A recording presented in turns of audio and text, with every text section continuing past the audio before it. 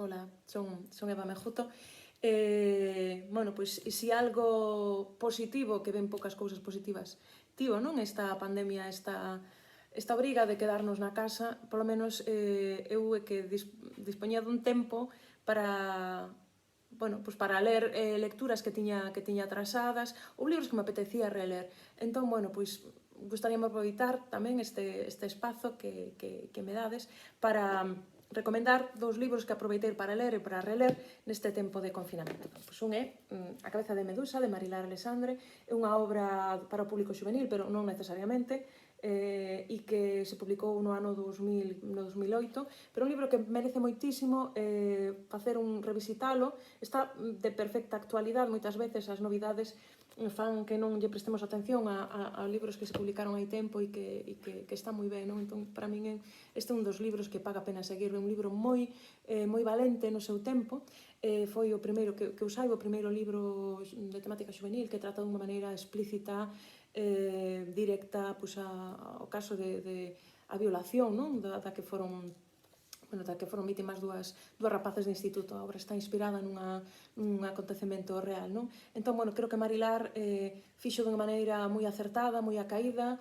moi respectuosa, pero tamén moi reivindicativa, non? Na denuncia non só da propia situación, sino da reacción despois que tiveron que aguantar as rapazas, non? Como foron cuestionadas, como foron criticadas, como ainda por riba, pois, bueno, foron postas en cuestionamento e en dúbida, non? Como a vida mesma, isto pasou, isto segue a pasar. Entón, bueno, creo que esta obra é moi interesante para abrir os ollos ante unha realidade que desgraciadamente está aí.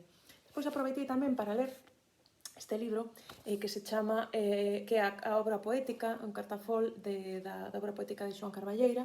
Está editado pola Asociación de Amigos de Xoán Carballeira, de Bueu, e, bueno, pois é unha achega á obra completa, poética desta persoa que foi máis coñecida por xornalista, polo alcalde de Bueu e, bueno, por ser uns dos axustizados, non? Dos asesinados nos primeiros anos da guerra. Entón, bueno, esta visión da súa creación poética máis lírica creo que é moi interesante, non? Unha maneira de recuperar esta figura, de recuperar a súa voz, a súa emoción, a súa sensibilidade, e eu creo que este tipo de traballos de recuperar a memoria histórica a través da poesía creo que é moi interesante. Bueno, pois, con moita gana, con moita vontade de volver ás librerías, de dicirlle aos libreiros e libreiras que esperemos que isto acabe pronto, que quede pouco e que podemos ir a compartir con vos, pois, bueno, pois mañáns e tardes de rexouga, de parola, de escoitar as vosas recomendacións ou de simplemente ir a pasar o rato a agardarse da chuvia e bueno,